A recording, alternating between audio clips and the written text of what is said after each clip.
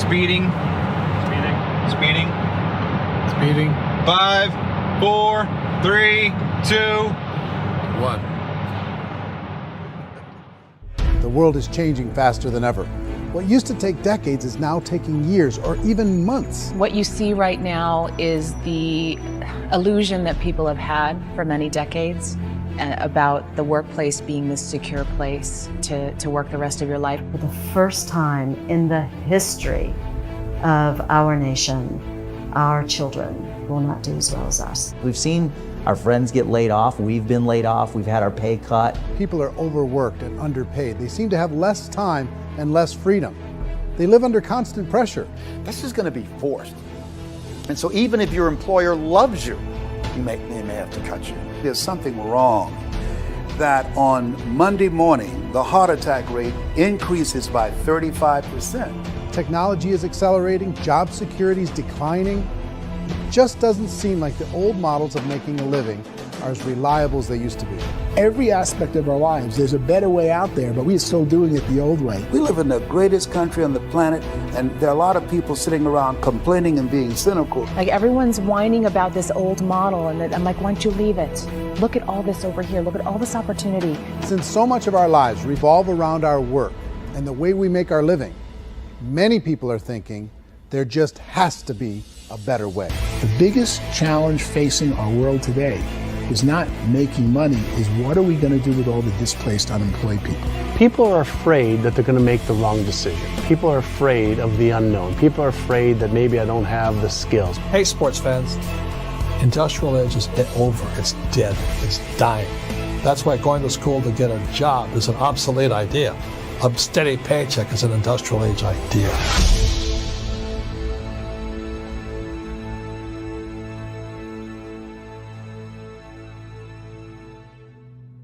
It's the search for answers that has brought us here together today.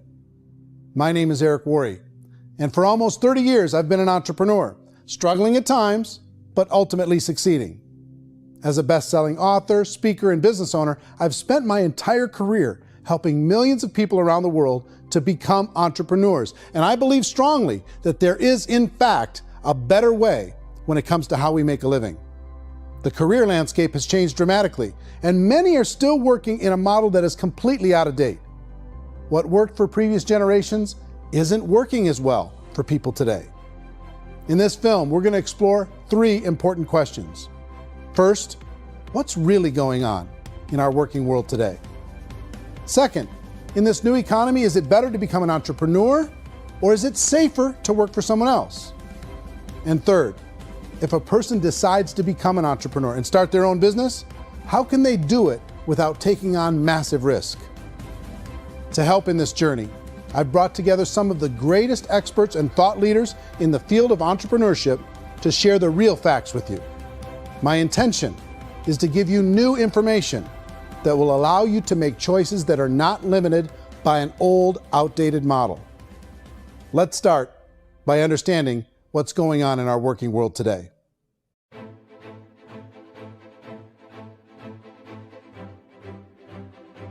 Let's look at unemployment. 30–40% of the people are honestly not working, but would be working. What our government does is if you haven't found a job in 6 months, we don't call you unemployed. We pretend you dropped out of the labor force. I've often said that unemployment, particularly structural unemployment, that's unemployment due to technological changes, is the first sign of economic growth. Think of it, 10 people live on an island. They go out every day and fish. One day, new technology shows up. A missionary brings them a net. Now, using the net, one pilots the boat, one throws the net. 2 fishermen can do all the work 10 used to. That's a 500% increase in productivity, 2 doing the work of 10, in one day. You don't have to learn a lot to learn how to throw a net instead of throw a fishing line. The island's got a big problem, 80% unemployment. But the island still has all the wealth of the fish because the 2 people produce as much fish as 10 did. Now, of course, looking back in history, these changes used to take thousands of years. And during that time, we went into farming and transportation. Some of us became doctors and some teachers and lawyers, and we developed all these new professions and new manufacturing jobs.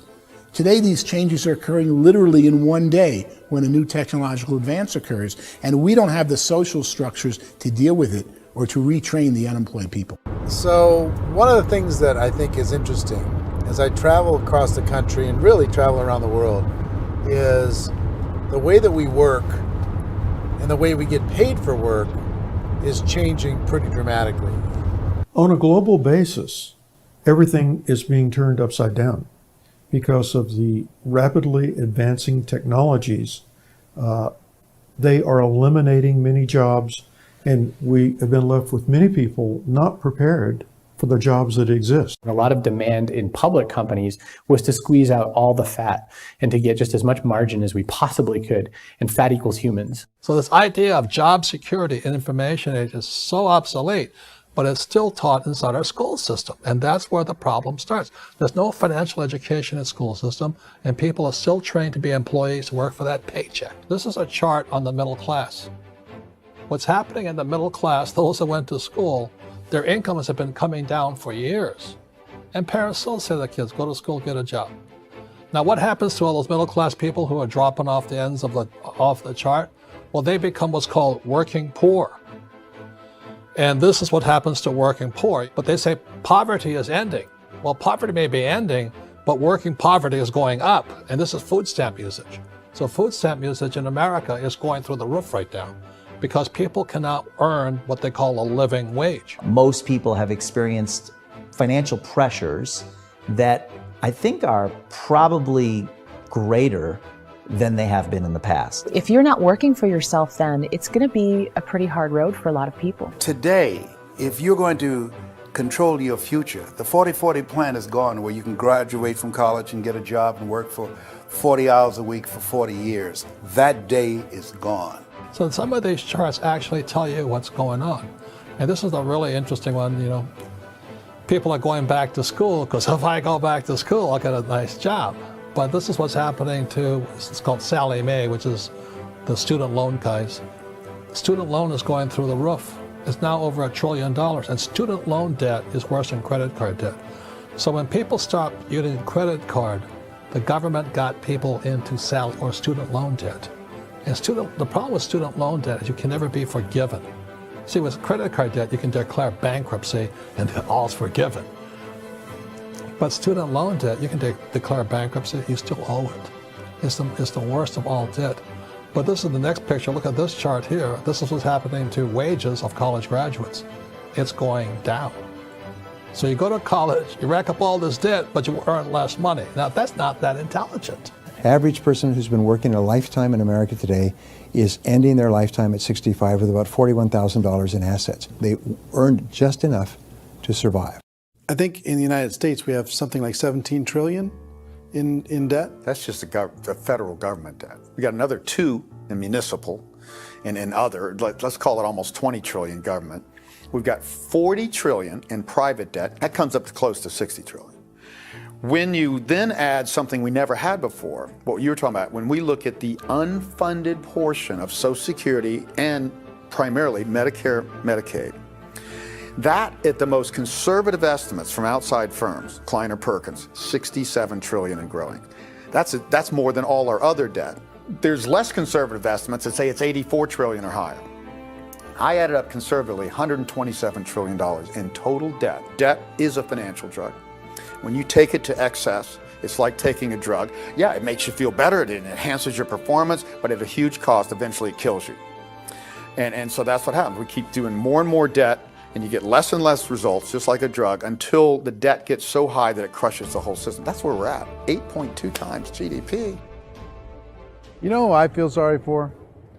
I feel sorry for the person who dreads going to work, who is sick to their stomach on Monday morning, who hates their alarm clock, who gets a little glimmer of hope on a Wednesday because it's hump day and says, thank God it's Friday. And they live for those 2 days a week where they get to be themselves and they don't have to be around people they don't like, and they don't have to play the political game in the office, and they don't have to live this half life. The person that works 50 weeks a year just to be able to have the 2 weeks for vacation. And you know what happens to most of them? Nowadays, they don't have a vacation. They have a staycation. They have time off of work, but they don't get to go where they want to go because they're overextended. They've got all this debt. They got all this situation. They hate their alarm clock. They can't sleep until they're done. They have to spend most of their life in traffic. I feel sorry for that group of people because there's a better way. They just don't know it. I see this really interesting attempt at rugged individuality in a 6x8 rectangle. And I feel like you're all the same, except for the little push pins of the pictures. There's different pictures. Yours is named Jenny and his is named Sujara, but it's the same people. And this is how they are, and they're just like the zombies, and there's no joy in there, there's no fun. There's always like the wacky woman who decorates her cubicle, and that's the most she can do there. You got to give her credits, right? The wacky cubicle woman. The basis for their life is worry. I'm worried, you know, maybe I'll get fired. I'm worried maybe my company will go out of business. I'm worried I can't keep spinning the plates on paying the bills. I'm worried about how do I send my kids to college. I'm worried, what if the transmission of my car breaks? That's, you know, 2 or 3, I can't fix it. People live in a sea of worry, and it eats at them. Those signs that people held up during the Depression didn't say looking for gainful employment in a cubicle. It said looking for work. Work is what we're looking for. Job is just a unit of measurement. Work is what we're going after. It's time to look in the mirror and say, it's not the economy, it's my economy. It's my little world of where I am. I need to improve. I'm not going to wait for the economy to come back because, frankly, the economy is doing great in this country. So I'm here on Wall Street, the financial center of the universe, the financial capital of the world. This is where most people's money goes to at least be held for a time, right? With interest rates in banks being effectively zero, and many experts are predicting it's going to stay at zero for the next 10, 20, even 30 years, people feel like they don't have any choice but to put their future into equities, to put their future into the hands of other people on this stock market, and hope that the stock market goes up, hope that the stocks that their advisors pick or that they pick goes up. That's one way to go, I guess. It's my personal belief that if you put your future into the hands of yourself, in other words, you have earning power by yourself, I think you're a better investment than these guys. I think you controlling your future is a better option than handing over your retirement to these guys. The average household income in the United States is approximately $50,000 a year, what they call the middle class. To reach the top 25% of income earners, you'd need to earn at least $90,000 a year. To reach the top 10% would be a household income of $140,000, the top 5%, $190,000, and to be in the top 1%, you'd need a combined household income of at least $380,000 a year. So here's the question. What do you think would give you the best chance to move up and get to the top 10%, the top 5%, the top 1% or beyond? In my opinion, and in the opinion of many, many experts, the answer is to become an entrepreneur, to become your own boss.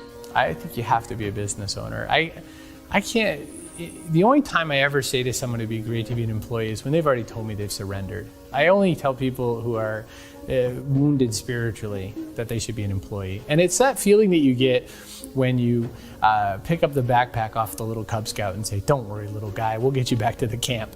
You know, it is in no way a kindness when I tell someone they'd be a great employee. The other status symbol really increasingly is lifestyle. I mean, people who can own their own business, maybe even work out of their house, that I tell you, people admire that. Like, gosh, I wish I could do that. The spirit of the entrepreneur is to be a risk taker and to be resourceful and unstoppable and to have a vision of yourself beyond where you are and not willing to settle for life as it is. Think about the great entrepreneurs. They're visionary. They have heart. They're willing to do today what others won't so they can do tomorrow what others can't. Personally, I don't think of the new economy, the old economy. I create my own economy. The entrepreneur's in control. I decide what the economy is going to be like. In the world of entrepreneurship, there are no limits. you can make as much as you want, depending on how much you want to work and how smart you are and how great a team you put together. There's no more lifetime rewarding business than being an entrepreneur. Why in America, where anyone could be anything, would people want to give up their freedom and become effectively a modern-day slave, told shut up and be here every morning at 7:30, leave at 5:30, and do what I tell you? If people decide to become an entrepreneur and work for themselves, they have some traditional options, but they're riskier than you might think. Any kind of a retail business, retail build-outs is extremely expensive. Even just these small little yogurt stores where they're putting little yogurt machines and you get all the different flavors, you're spending $200,000, $300,000, $400,000 to open a yogurt shop. I would love to buy a Dunkin' Donuts, but it's $500,000 or so to start. I don't quite have that just in case money. Risk you can lose it all, and most guys do 2 or 3 times, and even big guys like Branson, because I'm such a fan of his, half his companies don't work. If you make $1 million, your problems are going to go. If you make $1 billion, your problem's really going to go. Just the opposite. You and I know when you're making $1 million, you got $1 million responsibilities. You make $1 billion, you got 1,000 times $1 million responsibilities. And most people say, I'd love to be my own boss. 70% of Americans would love to be their own boss, according to recent polls. But they don't know how to get there. Because what are you going to do? One, you could buy an existing business. If somebody's selling an existing business, you have to ask why. Usually because it's probably hard.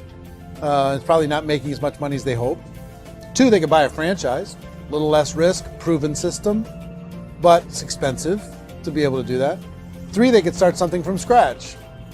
And that's where a lot of people feel like, I don't have the chops to do it. I don't have the money. I don't have the product idea. I don't have the expertise. I don't have whatever it's going to take to be able to get there, and I can't risk my family to do it.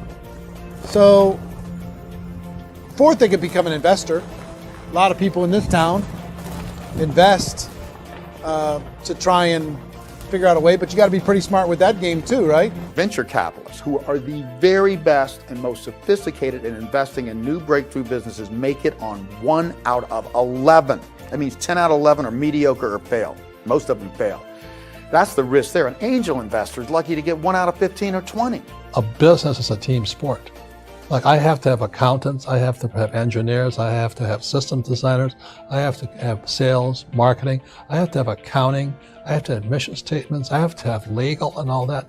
The average Joe Schmo, even me, I go out there, I don't have the skills to put a business together. I think the bottom line for the 4 traditional options is they take money, sometimes a lot of it.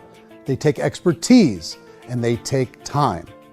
All of that adds up to just too much risk for most people. I bought a business from somebody else and it was a lot of work. And you start wondering, what did I just buy? Because I guess ultimately I own your email list and I just overpaid for it. People that start their own business, they spend a lot of money, they spend a lot of time, a lot of effort to get things started. And the more you invest on the upfront, the harder you typically work at it. Well, I can tell you what the success rate is of a restaurant. What is it? They're crazy enough. About 90% of them fail. About 90%, in how quickly? Year or less. Wow. And if we're talking non-franchise, we're talking franchise, Sure. That's totally different. Yeah. But our students aren't getting franchise restaurants. You got to invest big money. Exactly. And with someone like McDonald's, you've had to work with the company for a long period of time, really know the To even have a business. chance at investing $1 Even million. have a chance, and it's a slim chance. What if there was a way that you had all the proven aspects, the comfort aspects, and you could still control your own life? What if there was both? In other words, you didn't have to create everything from scratch. You didn't have to be a super leader. All you had to do, what if there was a proven product already? You didn't have to create the product. And there's a proven system already, proven training already. Everything except an employer. That was the only thing that you didn't have. Do you think more people would be open to working for themselves in that environment?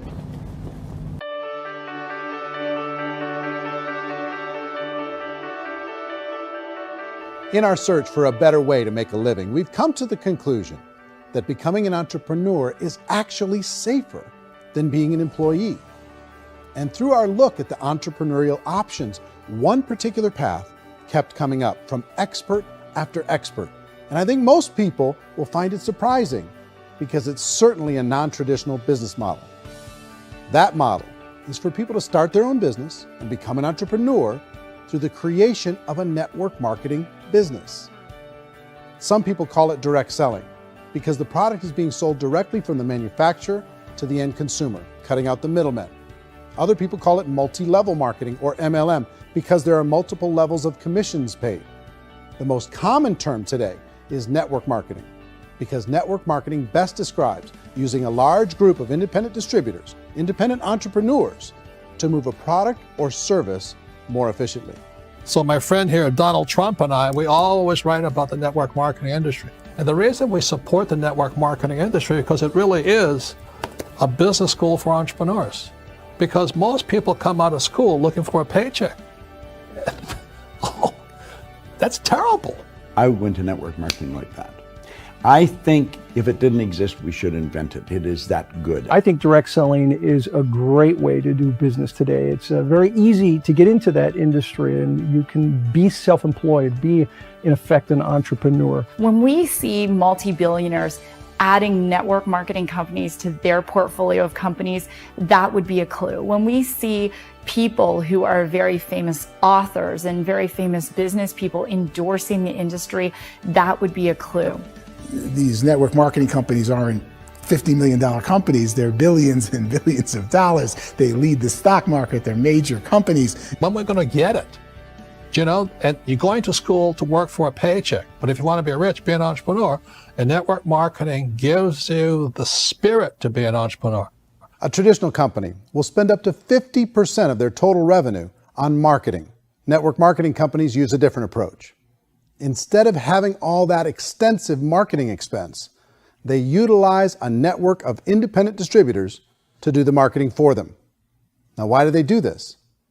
First, because word-of-mouth advertising is so much more effective today than traditional media advertising. Second, some products need to be explained or demonstrated, and an independent salesperson can do that more effectively than an ad campaign. Third, it's completely efficient.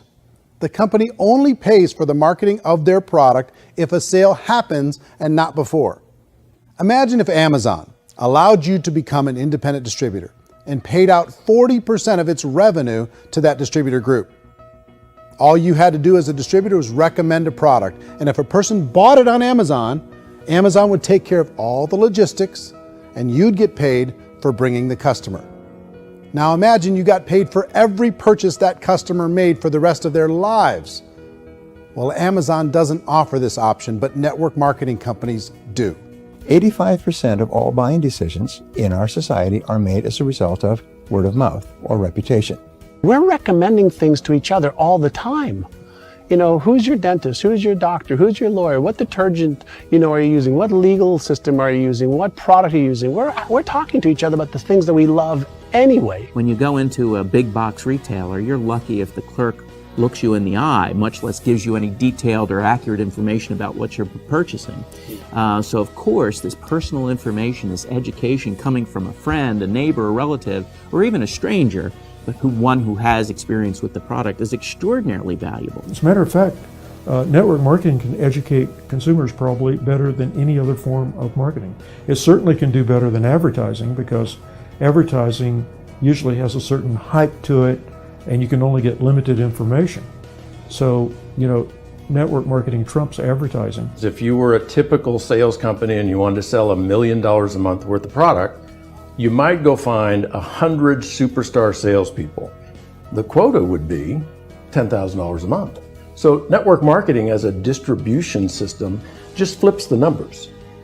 So we use 10,000 happy, raving fans of a particular product, and we don't concern ourselves so much with how much product each one of them individually sells. If they sell just $100 or $200 a month, and there's 10,000 of them, you're selling $1 million to $2 million a month worth of product. And that's the best way I can explain how network marketing works. This is the marketing arm of the company. There's not money being wasted on bricks and mortar. There's not money being wasted on inventory that's sitting stagnant somewhere. There's not of employees standing around that don't have customers. These are people that are going to connect with customers. These companies allow people to become independent distributors for extremely low cost and with no minimum time or sales quota. Essentially, they own their own business and can provide as much or as little sales as they choose.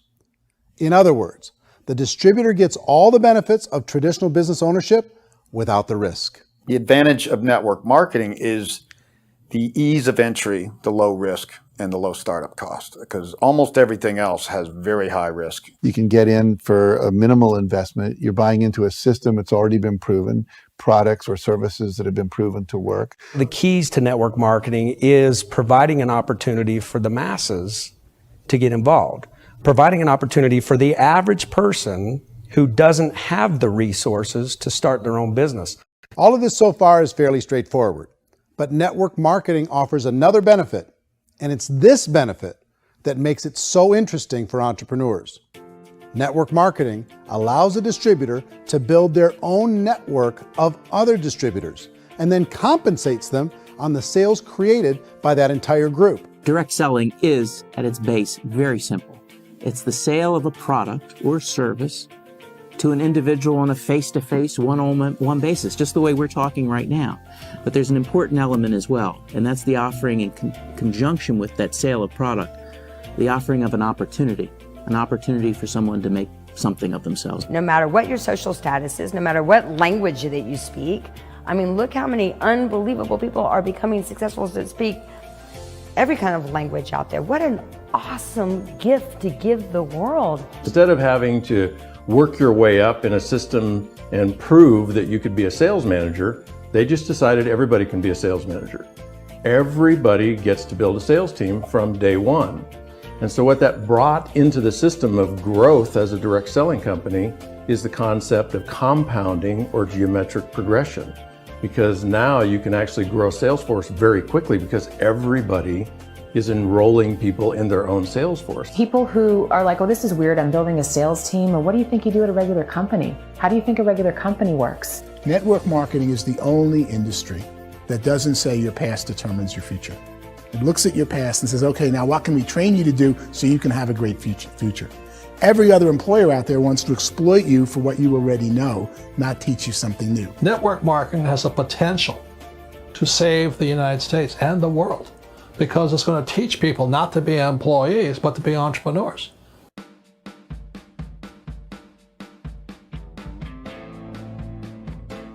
According to the Direct Selling Association, if you add up all the network marketing companies around the world, they combine to do over $178 billion a year in retail sales. To give you an idea of how big that really is, the NFL, the National Football League, does approximately $9 billion a year. The music industry does a little more than $16 billion a year, and the movie industry does about $80 billion a year. Using a conservative average, network marketing companies pay their distributors about 40% of that $178 billion in the form of commissions, which adds up to more than $71 billion a year. That's almost $6 billion a month. It's almost $200 million in commissions every single day. So it's certainly working, and people are making serious money in network marketing. With the growth of the direct selling industry over the last 10, 15, 20 years, we've seen a broader understanding of the channel. We have seen more and more people getting involved in the business. So our penetration in the marketplace has increased, and thus the understanding in the marketplace of who we are has increased. And we've seen non-direct selling companies look at the direct selling model and say, something's going on there. People are making money. Companies are being profitable, individuals are being motivated, product is being delivered to market. Maybe we should explore this. Some people think only the people at the top make money. Well, let's take a look at that as well. In the network marketing profession, there are roughly 500 people in the world who earn over $1 million a year. If you round that number up to $2 million a year, that adds up to about $1 billion a year. That takes the $71 billion paid out each year down to $70 billion. So where does the rest of the money go? The vast majority goes to part-time people making anywhere from a few $100s a month to many thousands of dollars a month. It goes to people who choose to make it a full-time career move and earning even more than that. Every day, people are using the money they earn through network marketing to pay off debt, have more fun, and improve the quality of their lives. Everyone I know in network marketing has been doing that since the 50s. They go to work when they want to go to work. They stop working when they want to take time with their children to have a leisurely breakfast and discuss issues and driving to school. They go back to work when they get home, wherever they're working out of. The biggest thing that I've seen is people that have become much happier in their life. MLM has probably made more millionaires of more people in more countries, and I've spoken to them in 67 countries, than any other single form of business, starting from nothing. If they have a choice between working a job for the next 10 years or working a network marketing business for the next 10 years, the result of working the network marketing business will be better. A lot of people within the industry go on and make this a career and do extremely well at it. Network marketing has been nothing but good for everyone I know that's been involved with it because they did it seriously and they played full out and they've been very successful. It's been a constant barrage of success stories and people showing off stuff that they got as a result of it. How many people are involved? Approximately 16 million Americans and 96 million people around the world are currently participating in network marketing. And in a recent poll, 82% of those people report a good, very good, or excellent experience with network marketing. So people are happy.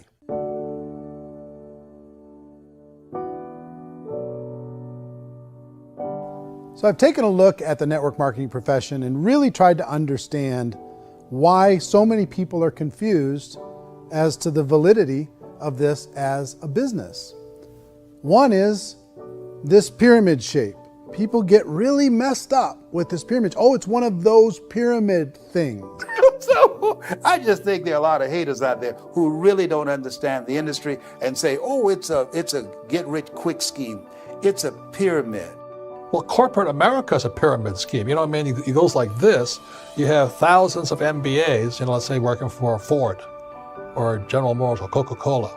If all these MBAs are all trying to get to here, that's a pyramid. Only one guy's going to make it. Every 10 years, one's going to make it.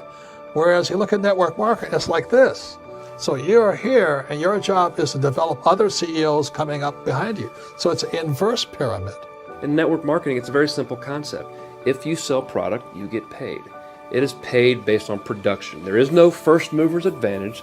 There is no investment component where the more somebody spends, the more they're entitled to make. So the two are polar opposites of each other. It doesn't matter what shape the company is or the compensation plan is shaped, whether it's a circle or a pyramid or a triangle or a trapezoid, it doesn't matter.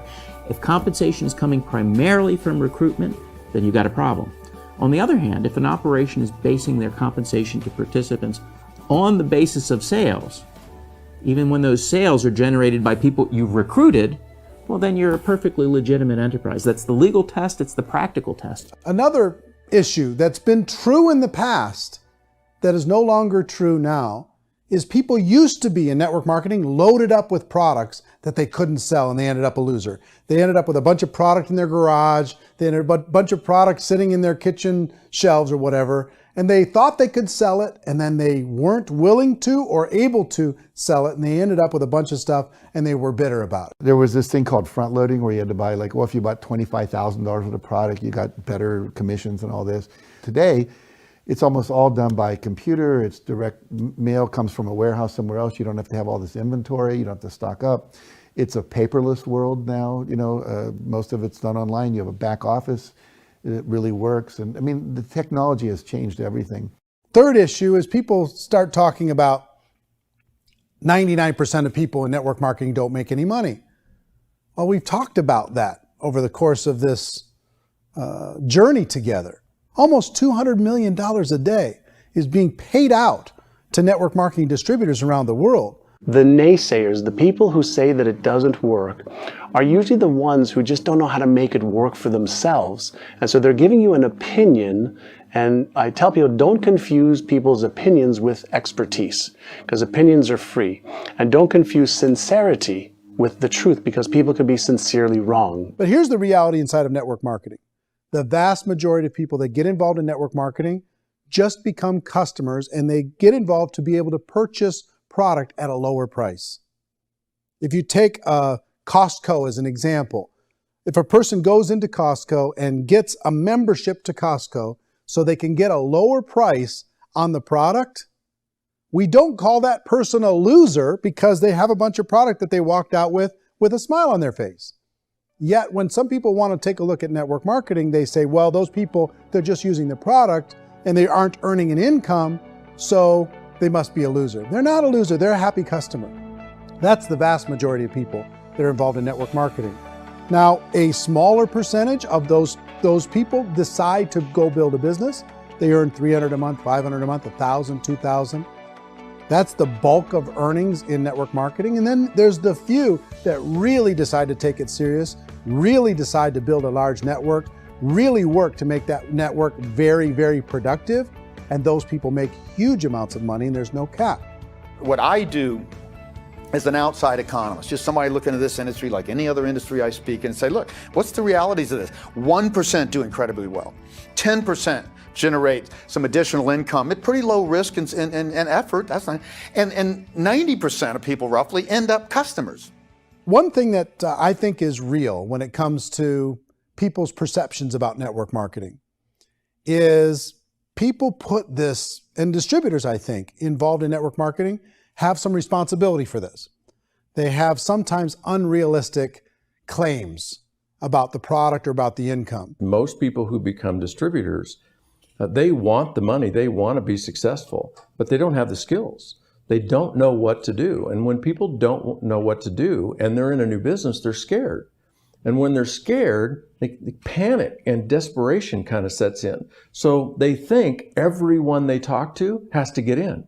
So if I talk to you and you say, well, no, I don't have time to do that, they're like, no, I need you. You have to do this or I won't be successful. So I start clawing on you. I start that desperation. So then I start making claims about the product, which are not appropriate, probably not even true. Or I start saying, oh, let me show you how you can make all this money and you don't have to do anything, Eric.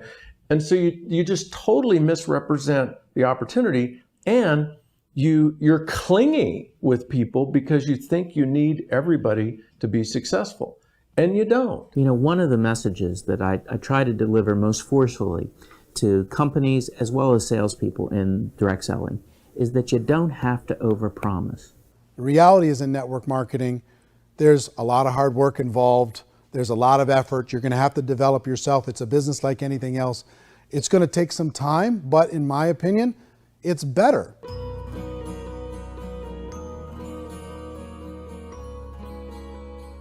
It's light years better for people starting today than it was even 5 years ago. I think it's more widely accepted now, and people understand it is a business. It is being an entrepreneur. It is being a business owner. Our belief system is based upon our evaluation of something.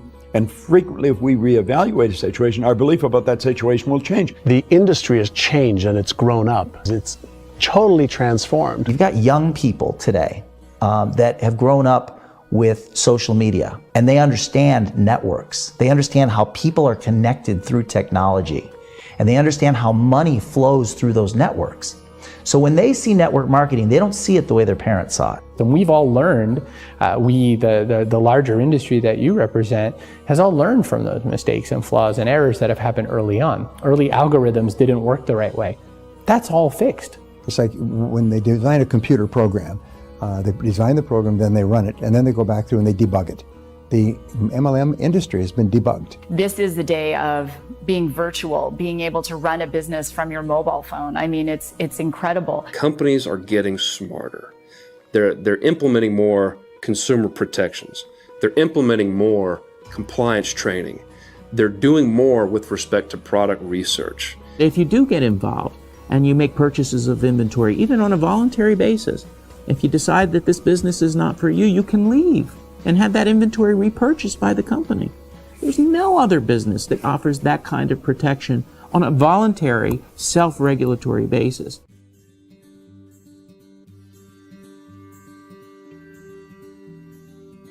If you decide to look further into a network marketing business in order to generate more cash flow for your family, I would recommend reviewing the following 4 elements. First is the product or service. And on the product or service, I would ask 5 important questions. 1, do you like it? Is it something you would feel comfortable sharing with others? 2, is there a recognized need in the marketplace? It's hard to create a need if one isn't naturally there. 3rd, does the product meet that need? Does it solve a legitimate problem for consumers? And 4th, Is it priced to sell? Can it compete in the marketplace? And fifth, is it priced for profit? Is there enough margin for the company and the distributor to be able to generate income for the long term? If you can answer the questions on the product to your satisfaction, the next element to consider is the company itself. Is it well run? Do you believe in the founders or the management team? Do you feel they have what it takes to go all the way? See, it doesn't matter how good the product is if the management can't take care of the company.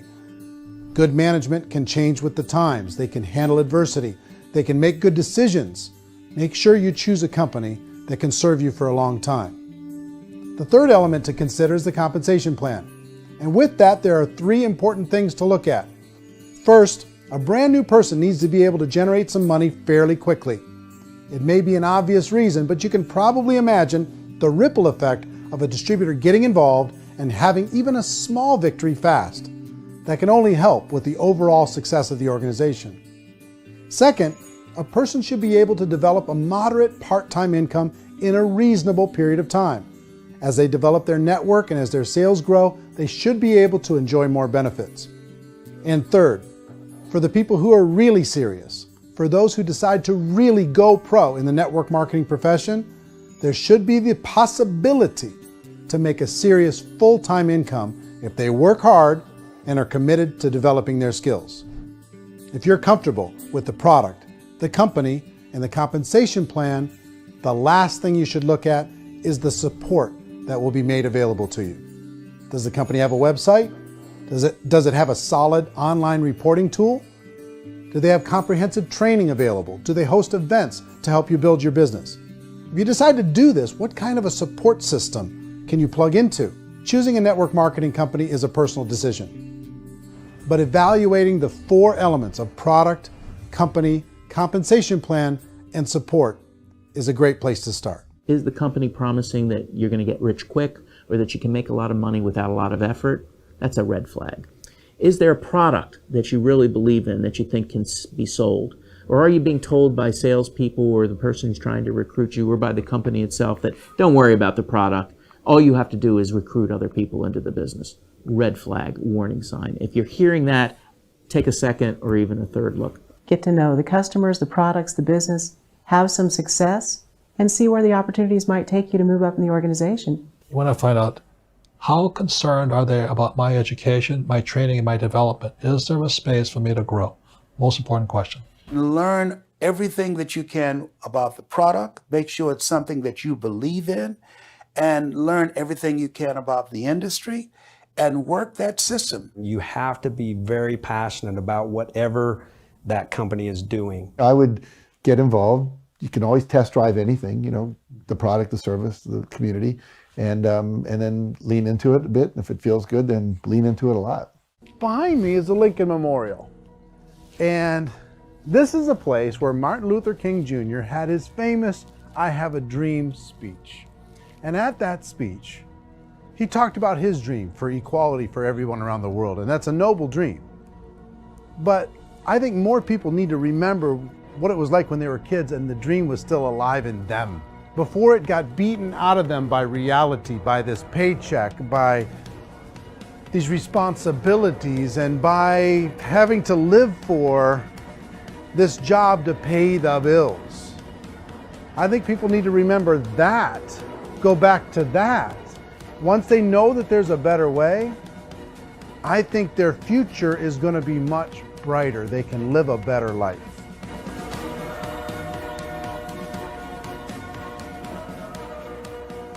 So if you're considering getting involved in a network marketing company, let me offer you just a few pieces of advice. First, network marketing isn't perfect. It's emotional, it's challenging.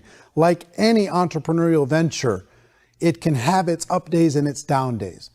But if you have an entrepreneurial bone in your body, it's just better. Second, if you're gonna do it, decide to be professional. Decide to go pro. It's better to do that than just be this amateur sticking your toe in the water.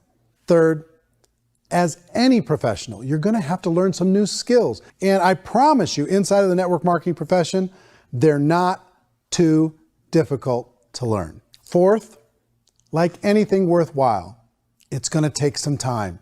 Don't expect that you're going to get to the finish line right out of the gate. And fifth, it's worth it. It's worth it to be able to take charge of your life again. It's worth it to be able to control your own financial situation. It's worth it for the people you're going to be able to spend time with. It's worth it for the things you're going to be able to see and the experiences you're going to be able to experience.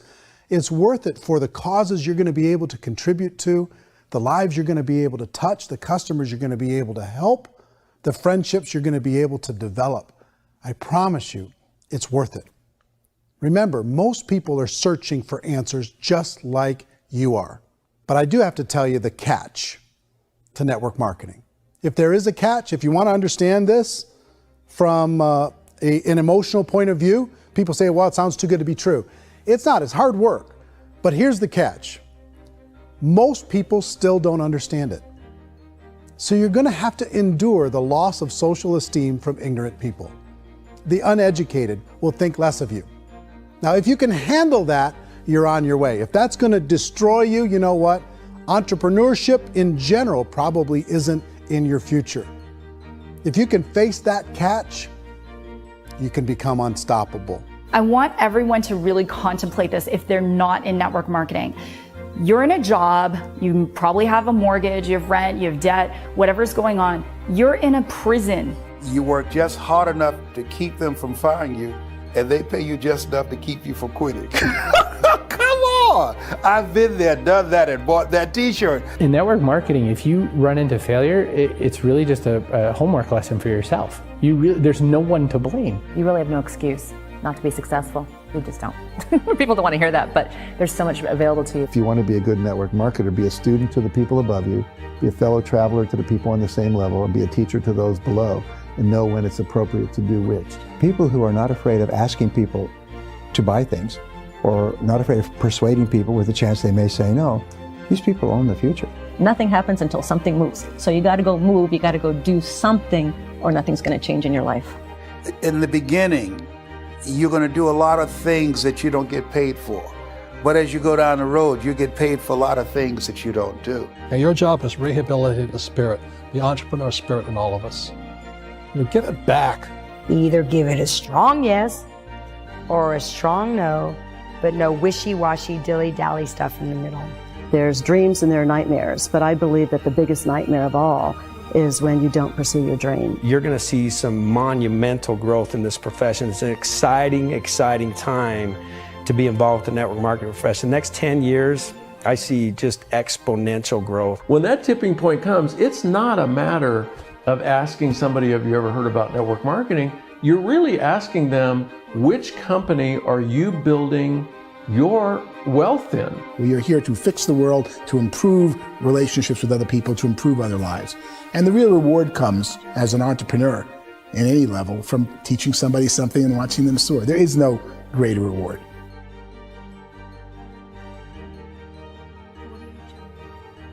Life's too short to spend it living someone else's dream instead of your own.